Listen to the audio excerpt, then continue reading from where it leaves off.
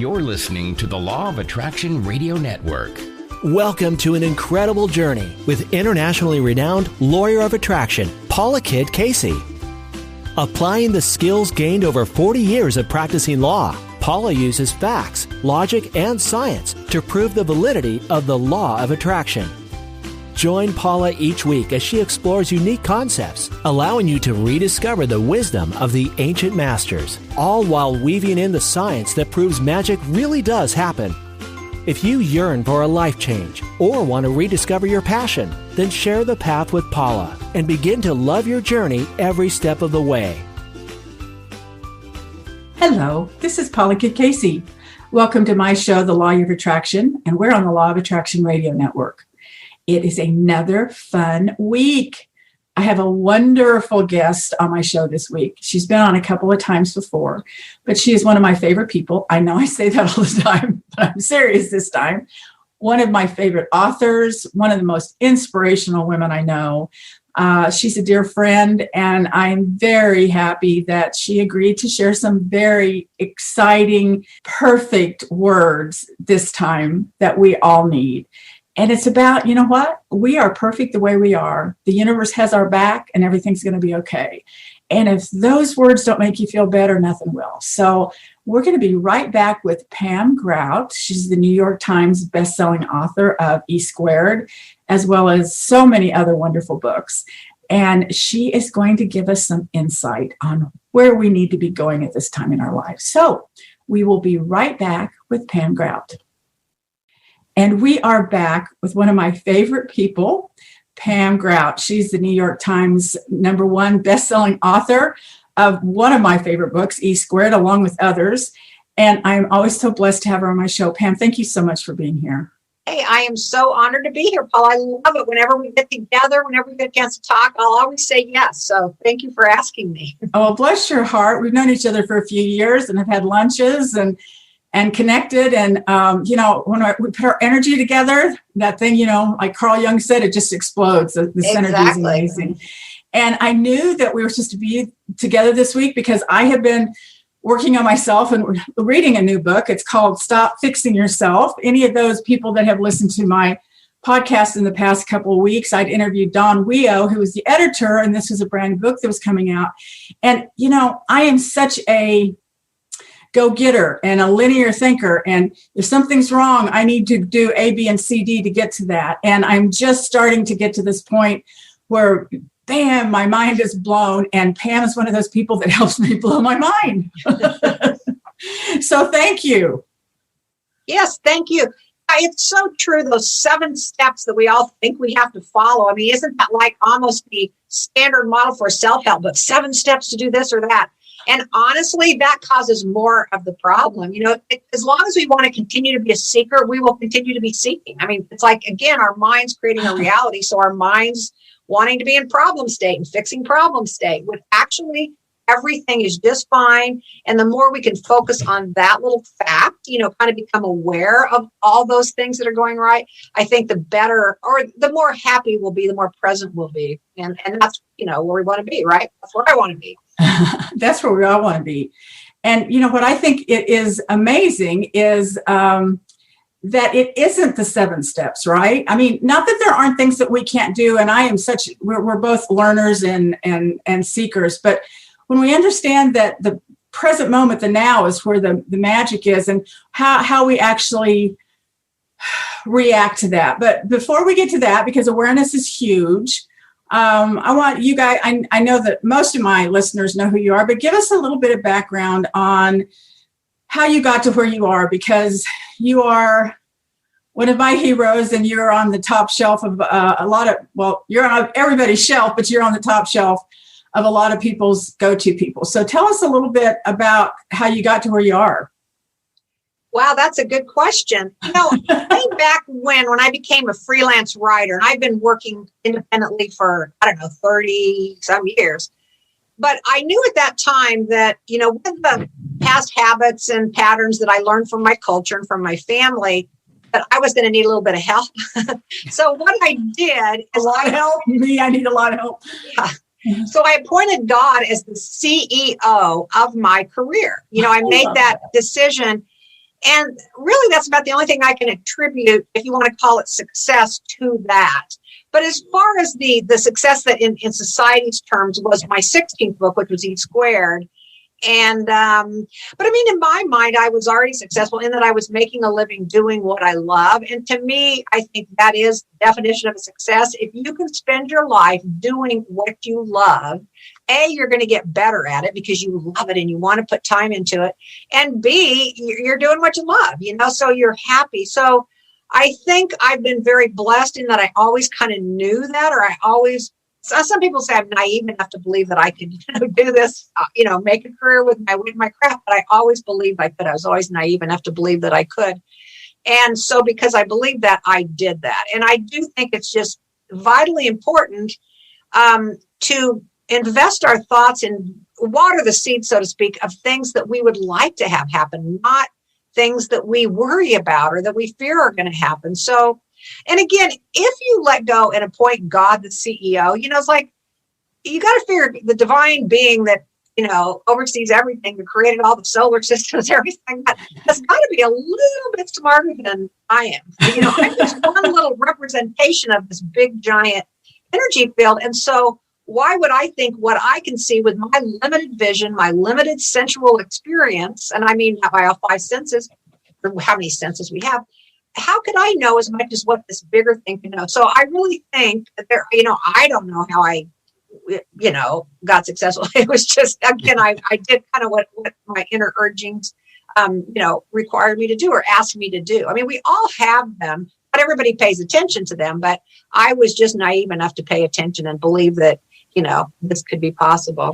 Well, I was just reading in your book, The Course in Miracles Experiment, and so many of my clients, I've turned on to this because none of us understood the Course in Miracles. And bless your heart but there's one thing in here about a lady that was going to be, God told her to be a stand-up comic, right? Oh, I love that story. Yeah, I love that story. And that goes along. I was just reading it like yesterday. And, so she's saying, okay. And she did it. And she's very successful, right? She let God kind of take over. Oh, she's on a hit HBO show. Insecure. Have you heard of that show? She is Issa Rae's best friend on that show. But the thing that's so cool about it, she has such this abiding faith in God. Now, her faith is more traditional God believing, Holy Spirit.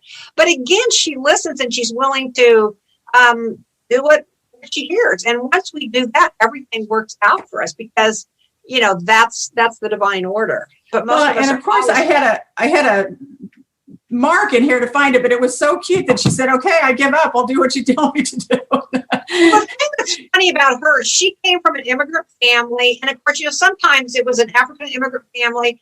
And it was like, you need to be a lawyer, you need to be a doctor, all those things that they think you want to be. And so she was studying to be a scientist, as I remember. She was doing kind of what she was meant to be. So when God said, you need to be a stand-up comic, it was like, what? Say what? But obviously she was gifted with the skills to be able to do that. And God knew that and knew that she could be a better witness to him, I don't know if I want to call God him, to the bigger, higher force. We need a good pronoun for God, don't we? We need some other word for that, some pronoun. Or we really, the thing is about God, there really are no words. We do the best that we can to try to point toward what this, unbelievable miracle mystery is, but they're really just words and they really are not meaningful, but we keep trying to use them. Yeah, we need to. So I just found it. So it says, she says, and the reason I'm so good and so happy is because I know how God works. I have seen his MO so many times. I can be like, but I thought this was it. And God be like, oh, you thought that? I got some good news for you. And then he changes her again. I love it that there's no rigidity, right? We think that we got a degree in something and that's what we're supposed to do our whole life. And we talked about before we got on, it's our belief system, right? And it is so hard. So I want to talk about 3 things that you were talking about. Number one of the things you talked about was whatever we put out there, right? Whatever we think is going to happen is going to happen. If we think it's going to be hard and we think we have to go through 7 steps and we have to think of all that stuff, well, the law of attraction says we're going to get back right? What we think of.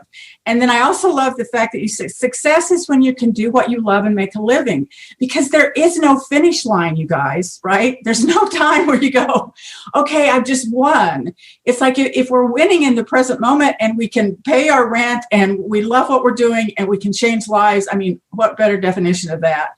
So let's talk about, though, this surrender, right? Surrender to God, because that was always a really tough word for me because I was a fighter, so tell me what surrender to God means to you.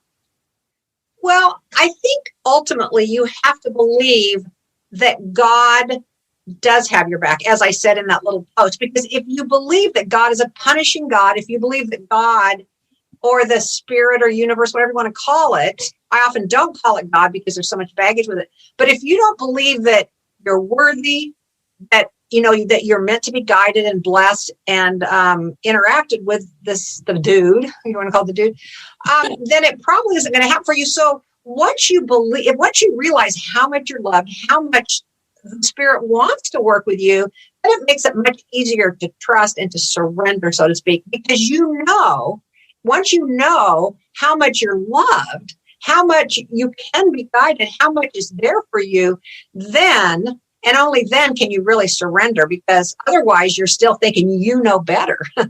As long as we think we know better, then we're going to keep, crashing into our limited beliefs. And, we all do kind of have limited beliefs. And I would much rather hook up with the possibility state. I talk a lot about problem state versus possibility state. In possibility state, any superposition is available, anything. But what we do is we get up, and just like, that example with that woman was perfect, because if she'd have gotten up and every day done exactly the same, she'd end up as a scientist or whatever, but she was willing to totally leap out of what had been in the past to go to something new. And most of us don't, instead of being in possibility state, we're like, okay, well, this is what I know. This is what I did yesterday. This is what I saw yesterday. This is how my family acted yesterday. And then we continue to recreate it again and again and again. So when we have no judgments, no thoughts, then we can, be privy to this, any possibility. And it's really exciting. And again, it's not even hard. You said it was hard. It's just so different than the way we're used to doing life. So in fact, that's one of the things we could rewrite is, it's so hard, because we often think that it's hard to let go. It's hard to surrender. It's hard to, contact God, whatever. As long as we believe that, because our thoughts are so powerful, that's exactly what we're going to get. So I think it's really important to realize that this is our natural state. Our natural state is communion with God, is awareness of the dude, the bigger thing. That is our natural state. And we have created the frosting that we put over the top of it, or the curtain we put over it, or whatever it is. But even so, even though we're only aware of what's outside the curtain, not the true divinity, the true joy that's within us, it's still there. And I love that, because even if I'm busy focusing on how life sucks and then you die, if I'm focusing on that, yeah, I can certainly see that. But it's really cool to know that underneath that, other truth is still going on, even at the time I'm only aware of, poor me, poor me. So it really is kind of a reassuring thing. And once you get it, just how much you are loved and how much is possible, then it's easier to surrender. So tell us how, there's so many questions, but tell us how they can get to that point. Because I always thought, to me, God was, for a long time, God was outside of me. The church was outside of me. I was not going to surrender to something outside of me, right? When I realized it's just me, it's a higher me, right? It's a connection. I'm not giving up anything except my own ego. I'm trying to rearrange the chairs on the deck of the Titanic. I'm giving that up. And it's a connection on the inside. It's an inside job, but how can people get to that? I know it's simple, but it's not easy if your belief system gets in your way. How can people get out of their own way?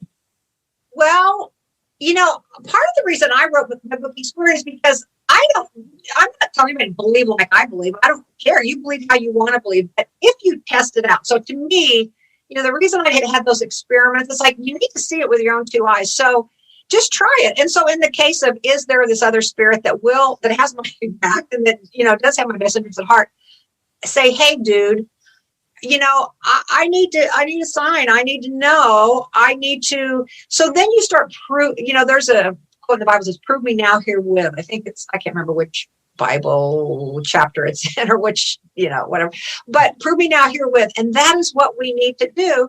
So yeah, we may think again, it's just our perception. We all have faulty perception. We've all created this hologram that totally covers up the truth. So all we can do is ask for help. And one of the things I love about the Course in Miracles, it says, I need do nothing. That's one of the main things. I need do nothing. All I am asked to do is to say, help. I surrender. I don't know how to figure this out. I don't know how to be more loving or whatever it is you want to be. I don't know how to manifest, the money I need, whatever it might be. But I know you, the source of all things, have an answer. So help. Real simple. Help. Well, I love that. And I was a divorce attorney for 40 years. And to say you need not do anything, I just kind of choke at that. But it is a silencing of our monkey mind, right? So that we can pay attention to a bigger picture. I know I've shared this with you before, but when I first read your book, and one of the things you were supposed to do was say, God, source, show me the next 24 hours, a sign that you're here, and you pick something, you put it out there, and when it shows up, right, that's God saying something to you. So in the next paragraph in your book, it talked about cacophony. And I said, I don't know if I know what that word is. And so I looked up the word cacophony. It means that it's a very loud noise and it's not harmonious. And so I said, okay, I'm going to see the word cacophony again in the next 24 hours. And so I don't see it. And the next day I drive out to Colorado and I'm listening to Audible and I can't get my account to come up. And so literally it's like 23 hours and 59 minutes. And I go, okay, God, I know you're busy. So if you can't get this done in 24 hours, okay, I'll give you a break. And I pull over to try to pull up my account on Audible. And so I'm writing to them and I said, my account won't work. And I hit send and the word account is changed to cacophony. I know I'd forgotten about that story, Paul. I'm glad you reminded me, but that's hilarious. And I love it. Yeah. Who knew God was autocorrect? I mean, exactly. Really. And here's what we do. We go, oh, that was just a coincidence. And I'm reading a book and just lately, I'm just so into this, exactly what you said, right? I need do nothing, except of course I read constantly. But I was, this is kind of off the subject, but I was putting on my eyeliner and I needed a new eyeliner and it was so flat and I couldn't get it on my eye. And I went to the store and I buy a brand new eyeliner, same exact brand. And I bring it home and I'm opening the eyeliner and on the back, there's instructions. Now I don't read instructions, Pam, so instructions. And so it says on the end of the eyeliner tube, pull it out and there's a pencil sharpener. Okay. So I've had this pencil sharpener the whole time on the end of my eyeliner tube, which means I could have used it so much better had I known exactly how it worked, right? So We need to read instructions first. So the word eyeliner, right? So I'm reading this very metaphysical book, and I open the first page I open to, it says eyeliner. Wow, that's wild. I mean, who would have thought somebody would have said eyeliner in this... White. Oh, I love it. It's Essentials. His last name is White. It's a little poem book. Oh my God. I'm looking at it and I go, oh my God. So, I mean, God talks to you in ways like that. He talks to me in words, but. Oh, David White? Yes. The Irish poet? Yeah. Yeah. Essentials. If you haven't got that, it's just everything's blowing my mind. You're blowing my mind. It's blowing my mind, but it's just amazing. So we need to pay attention, you guys, that God is talking to us at all times. So, I love it. Says the universe has your back and everything is always going to be okay. And, the universe has your back and everything is okay, right? Exactly. Is okay. And it's not always going to be because that's in the future. And they go, okay, but if we can just realize we can stop fixing ourselves, right? And everything's okay. And I just really felt the message was coming through. So, you were telling us about, so you put God in front of as your CEO, and then you were a travel writer. But I know that the E Squared book that was the number one on the number one New York Times selling. You said how many books down was it of yours? It was my 16th book, and even more interesting is I had published that book under a different title 8 years earlier called God Doesn't Have Bad Hair Days. I mean, it had 10 experiments rather than the 9 that ended up in E squared, but basically it was the same book. And, it did nothing. The 20 people that read it or whatever it was loved it, but you know what I mean? It didn't take off the way E squared did. And I have several explanations for why that may have happened, but it essentially was the same book. In fact, my editor at the time, because I published that one through Running Press, and ironically then, Running Press then bought the rights for the mini version of that book from Hay House. They had given up the rights after, it went out of print. Anyway, that's a whole nother story. But now I don't remember what I was saying. Okay, well, we're talking about E squared because my editor, she said, I don't understand this. Your book is exactly like The Secret. It was the same ideas as The Secret. It was about the time of the movie, The Secret. The book's The Secret hadn't even come out with the movie. Your book is kind of like that. I wonder why nobody's buying it. And one of the things I could have said to her is, well, you hired a fundamentalist Christian publicist to publicize it, and this book is not of that ilk. Right. But for whatever reason, the timing wasn't quite right. That's kind of more how I see it. And one of the things I talked about in my book, I think I talked about this in Think and Grow Rich, was that as I changed my vibration, as I became happier, as I became more open, more willing, that same material that had come through me 8 years earlier, I was in a place where I could, accept all that success and accept, all the speaking deals and travel over the world and speak about it. So I had to be prepared. The material had been prepared, and I had written that again. God being my CEO, he knows better timing than I did, than I knew. So it was perfect timing. You just gave me goosebumps because, many things there, right? It wasn't your first book, so you never gave up on yourself. It wasn't the first time around for that book, so you knew it's going to come around in its own time. And I think this is amazing. Your vibration had to change for the book to find the people that it needed to find, right? Same book. You didn't rewrite the book, right? No. I mean, I put one different experiment in and took 2 experiments out. But basically, same idea, the lab report sheet, same basic, almost exactly the same. Same thing. I love it. Yeah. So yeah, it really was again perfect timing, and I'm glad that. And here's the other thing. When the book didn't, because back when it came out as God doesn't have bad hair days, I was like, this book's going to be on Oprah and blah blah blah. I was doing all the affirmations and all that. Well, it didn't happen. But what I did have the wherewithal to know is not to go, oh, woe is me, be upset about it. I really believe in that book. But I just went off and I did 3 books for National Geographic, just stay happier. And like I said, I got happier and happier and happier. And then again, God as my CEO one day said, hey, that book that you always like, why don't you get it out again and send it off? Give it a different title, whatever. So I did, again, I followed the marketing orders. And then next thing I know, the book is, Hay House buys it. It becomes a bestseller. And in fact, it's funny because Hay House wasn't really even expecting the success that it had. And when it first just took off, they didn't even have enough copies they had to rush around really quick to get more copies printed up. So who knows how big it could have been. And wasn't Wayne Dyer, didn't he pick it up? One of the biggies picked it up and read it. Oh, Louise Hay was tweeting about it. Wayne Dyer did one of the experiments, and he said he was looking for a scrunchie, and he tweeted this out or something. And it's funny because, he's bald. And yet here he's looking for a scrunchie during his period, and this period of time that he was doing this. And yes, he finds a scrunchie. So that's what he had tweeted about it. So I think that helped. But see, that happened once Hay House saw that it was going to do well. Then they jumped on board, and then they got Wayne and Louise and, everybody else to, support it. But they didn't start out. But I myself, you're talking about, it comes from within. But it's not within me. It's within my divine connection to the bigger thing. That's what was meant to happen. It wasn't, meant to happen earlier. I wasn't ready. I love that. And now I am. The divine connection. It's not a secret. It's there. We just have to acknowledge it and be aware of it and everything. This is just a funny story. I went to one of those at the alternative health fairs where they tell your future.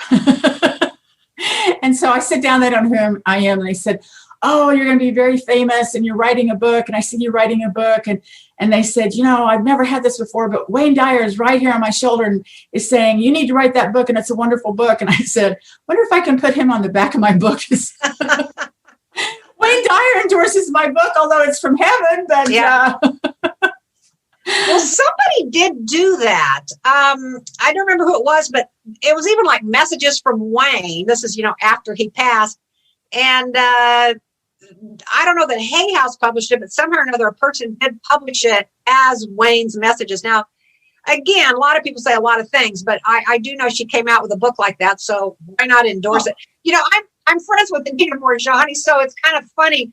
After Wayne passed, I happened to be at a conference with Anita, and, he would always give her an orange. He had that little thing that said, you can't have an orange if you don't ask for it, or whatever that was. And that right. He's the one that really got her big, right? He's the one that discovered Anita. Right. But they were pretty close. But anyway, so soon after he had passed, she was up on stage or something. I can't remember what it was, but an orange came to her.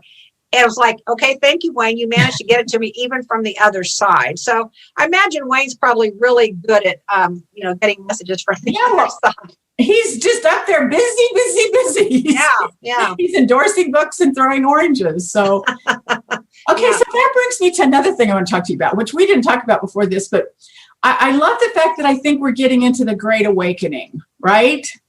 That we're getting into a different vibrational field that we have been before. What are your thoughts? Well, I do believe that it's a necessity. It's come to the point where, that we really, so again, right now, it seems like some really divisive, unfortunate forces are coming up, but I do think the love and the peace side is coming up just as strong. So I feel that, I do feel like the Great Awakening is coming. And, that whole 100 monkeys thing, I don't know at what level, suddenly everybody will get it. But as more and more people wake up, and one of my favorite things to listen to, like podcasts, are people that have awakened. Like, Eckhart Tolle's one that everybody knows, or Byron Katie, people like that. But there's a lot of others that haven't written books that don't even know, but I found a podcast where I can listen to some of those, and I really enjoy that. And I'm very happy to know that a lot of people are waking up. And again, not people that we've heard of. Again, when you wake up, that whole idea, the dominant paradigm of money, and success, that isn't really so important to you because, you know the truth about things. I mean, that whole dominant paradigm, if that's the most important thing, that to have a best-selling book is the most important thing, that's part of what keeps us stuck, because there are much deeper, more beautiful things to aspire to, or to recognize, I guess would be a better way to say it, than that. So I'm really heartened by all the people that literally are waking up, and how I myself am waking up more of the time. And as you said, the Great Awakening, I think a lot of people are. But I mean, the ones I'm listening to are people that literally are awake 24/7. They never go back to sleep. Like, right. Once you know, right? I mean, right. Once you're awake, it's hard to go back to sleep. In fact, one of the things I hear from these people that's so fascinating is it's so obvious to them, and they're like, why can't everybody see it? The truth. It's just like, it's so apparent, it's plain as the nose on your face. But again, we've been so good at covering it up with all of our false beliefs, our false, narratives, our cultural story, that that we're not seeing it. But once you do wake up, it's like, how could I have missed this? It was there all along. Well, because, when we're in fear, it's very hard to see it. So it's, fear versus faith. And on the other side of fear is freedom, is everything we want. And I love the fact you brought up the 100th monkey. Have you ever read The 100th Human? No. Oh, it's a great book. I've had her on my show a couple of times, and it came out in 2006, and then they redid it in 2012. And it's basically, so Malcolm Gladwell in The Tipping Point says that there's only 2 to 3% of the population needs to understand something before it becomes critical mass. Mm-hmm. And that's in everything. That's in advertising. That's in everything. And once it becomes a critical mass, it's this 0 point field, right? It's the Holy Spirit. It's this energy field that surrounds us, and it just goes wildfire. And so people out there that get discouraged, that think not everybody gets it, right? And I want to discuss in a minute what we think the truth is, but very few people get it. And what difference does it make if I show up and if I shine and if I try to, spread love? What difference does it make? Makes a huge difference, because our tipping point is so small. We don't need everybody in the world to get it.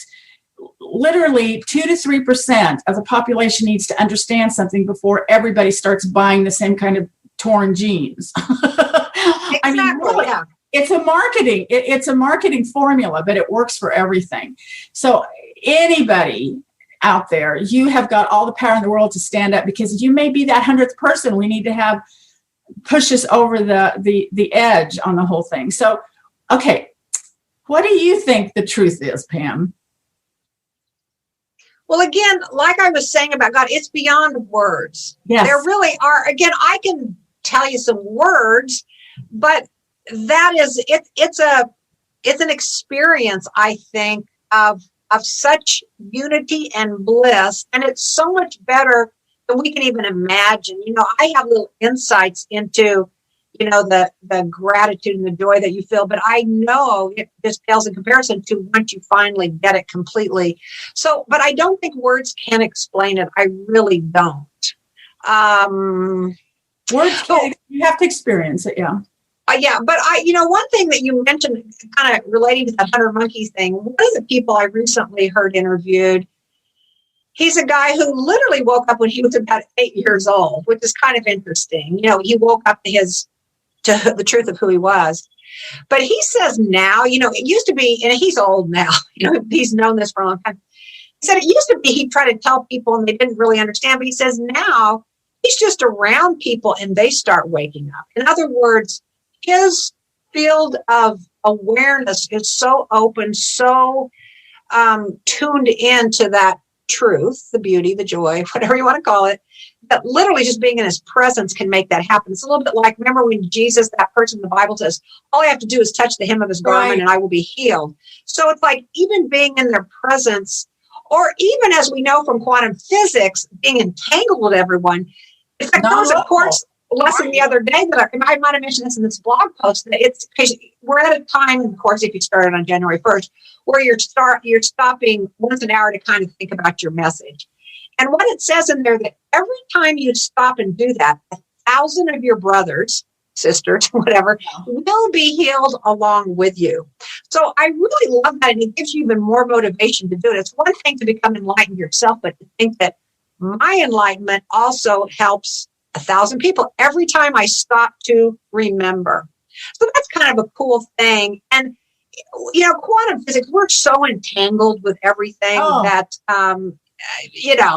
all we need to worry about is just the part of awareness that's right here, right now, that's really a whole lot bigger than that. But this is, this is my little piece of the big awareness. And this is what I'm in charge of, I guess, in this life. You're the little piece of the hologram that changes everything. But, one of your experiments that I just love in your book, E Squared, is where you take the hangers, the wire hangers, and you make them into the L-shaped and you put them in front of your heart about 6 inches. And so, and what happens is your electromagnetic energy of your heart is literally pushing these wire hangers away from you. And they can measure heart math out in California that your energy goes out at least 6 feet. So, when you're around people and your energy, just your energy, not even your words, influence people, we understand that we want to be around people that make us feel better. Mm-hmm. We need this connection to be around people that make us feel better. Mm-hmm. So I love that experiment because it really proves that when you put out positive electromagnetic charges, it pushes this metal wire away from you. And when you have negative, bad ones, and we're talking positive, negative, as far as a magnetic polar, it actually pulls these metal wires back to you. And it is miraculous. I do this in my seminars because people understand their thoughts are actually creating something in the environment that they don't think they have that power. Right. That's a good experiment because nobody can not see it. So much of this is again, it's beyond words. It's an invisible force. So that's why a lot of people don't want to trust it. But with those wire hangers, it's like, oh my goodness, nobody can, you can see it right on camera. There's so many people put up the YouTube videos, and as you said, you do it yourself. seminars. I used to do it sometimes in my play shops. And yes, it is a very visible thing that people cannot deny. And words don't teach, experiences teaches. And your 9 experiments, right? If people can do that and see what their energy, what their souls can do, that starts getting them in touch, in tune with this thing. Because like you said, words, if we can come up with words that make you experience something, I mean, that is miraculous right there. But it's the experience that is what the truth is, right? The experience of the connection and the love. And it's right there, and it's so close. It's right there. It's so close for everybody. Uh-huh. And I do think that there's the light is shining on the darkness on this planet. And I think that people, I think the energy, it's just going to get better and better. And I think we're in the time that the ancients have said we're supposed to be in. And all we need to do is show up in love. That's all we need to do is show up in love. Well, I don't remember when this happened, but somehow or other, in the whole big scheme of whatever, we moved into the age of Aquarius. And it's not just like month Aquarius kind of thing, but it's like a big longer cycle of 100 and some years. And we just recently moved into that. And I happen to be in Aquarius as far as in the monthly thing. And I do think we're very open-minded. Oh, that's right. We have birthdays kind of near each other, don't we? One day apart. Yeah. Yeah, that's right. But anyway, I think that's a more open energy. And I think, again, some of these big Earth cycles tend to be longer apart or whatever. But certainly, I do think, good things are happening. The light is growing. Oh, the truth is becoming more aware to more people. And I think the truth is so different than what most people think it is. It's what we talked about. It's an experience of connection to source, divinity, right? Mm-hmm. Which connects us to everything else. And just love for everything and appreciation and love. But again, those are just my words, blah, blah, blah. It is much deeper than anything I can say or tell you. Well, and Jesus said, love God with all your heart, with all your soul, with all your might, love your neighbor as yourself. That's 5 loves. That's all he said. We're good, right? Yeah. So if we can realize we don't have to go through the 7 steps, we don't have to read the long books. Although I do think reading helps us internalize some of these ideas. And when we hear, just like that comedian I was reading about, I thought, that is so good. She did what God told her to do, and she was a stand-up comedian. Uh-huh. Who would have thought? I love that kind of faith. I think that's where we all need to be, that kind of faith, to surrender to that bigger picture. Uh-huh. And how exciting is that to think that what the universe, the dude, might have planned for you is something you maybe haven't even thought of yet. I mean, I don't even think that was on her radar at all. I mean, she wasn't thinking I'm going to be, that wasn't even.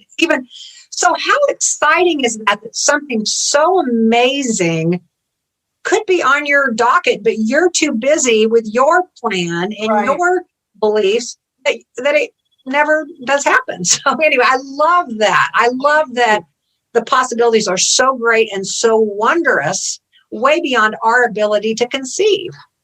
Joseph Campbell says you've got to give up the life you've planned to give up the life that's waiting for you, that God has for you. And boy, that's a hard thing to do because we think we're in control and we've got this thing figured out and we're going to have our 401k. And sometimes we just got to jump and know God's going to catch us. That's where the magic is. So tell me, what do you have? Are you working on another book? I know we've been home for the last year and, regrouped internally and regrouped everything. Are you working on another book? I have just recently started. It was a book I started a while back that I've recently been called back to work on. At this point, I haven't pitched it or gotten a contract for it, but I'm just working on it. In fact, that's something I may be doing in the next couple of weeks is getting the pitch ready and that kind of thing. But it's about I may have talked about this, but it's called the Ego's Playbook, and it's like the diagram where the ego says, I promised God 15.6 billion years ago or whatever, when humans came into being, whatever it is, that I would finally fess up to this big illusion that I've been creating. And here's what I did to own you humans. And again, it's all the things we're talking about, distractions, these bodies, these, all these things that they did to distract us from the truth. And so it's like all the diagrams, all that, like a coach, that's looking at the opposing team. So something like that. That's what I have been working on. Cute. We both know Mike Dooley, and I love his very first little book. I don't know, Jungles of Time or Space, or literally, it is such a small little. I don't know, it was a pamphlet, but he's talking about that. We've all been there since the beginning of time, and we decided that we were going to jump into this jungles of time and space on this little bitty planet. And I think if we could get a bigger picture that we're part of this infinite intelligence, and we're part of this big plan, and we came here to play, and that we're supposed to be here to be in joy and to have fun, and we take it so seriously. So I love that attitude. Yeah. I haven't seen that one of Mike's books. He sent me all of his books. It was his very first one. I don't know if I've got it on. I've got it just because I used to go to all of his seminars and stuff. But little bitty pamphlet, and it's so funny, and it's just him. But it talks about this journey that we've all decided to take and jump in, and we need to be here and have fun. So. Sounds like something Mike would come up with. I like that. Yeah. Well, Pam, I am so glad that you are on my show today. And I knew that we had a lot to share with my readers. And I knew that when, I'm reading the same thing that you're writing, that we just need to let them know the universe has your back and everything's okay. Yeah, it's a really important lesson. And once you know that, then you can start trusting and letting go of control. So it's a good one to get. Yeah. So, stop fixing yourself. You're not broken. We just have to get out of our own way. Right. Yeah. Wow. Well, Pam, thank you so much for being on my show. I'm always thrilled to connect with you. And we go to lunch every other now and then. So I would love to do that sometime. Yeah, let's definitely do. So good to see you. Good to talk to you, Paula. Thank you so much, Pam. Yeah. Thank you. And we will be right back. Okay. And we are back from talking to Pam Grout. I love her. I love her energy. I love her information. And I love her insights, right? She's waiting for downloads from God. And then, you guys, she actually follows the steps that she is getting from God. And we all get them. A lot of times we don't know it. We block them out. We become so callous, we don't pay attention to them. If you haven't listened to my episode last week, which is the game of life and the ways to play it, the steps that you need to take to play it, one of those is to really start developing your intuition. That little small, still voice that is talking to you. And so many times we just beat it to death. And when Pam talks about listening to the dude, right, listening to God, that we need to be surrendering to the higher thing, it's that intuition. It is that stillness, when we get to that stillness inside of us, that allows us to hear a much bigger picture, experience a different way of looking at things, getting an idea to do something different. Take that action step that God's source, infinite intelligence, love is telling you to take. It will never lead you down the wrong way. Have a belief. Take a step, pay attention. There'll be another idea that's going to come along. And, you can never get it wrong because we can never get it done. And we're never going the wrong way if we're really being silent and listening to the bigger picture. So as Ram Dass always says, we are just walking each other home. And I'm so honored and proud to be on this journey with you. And hopefully what I offer and what my guests offer and what Pam offered today will really bring some value and some light into your life and give you some direction. So until next week, this is Paula Kidd Casey, and I am the Law of Attraction.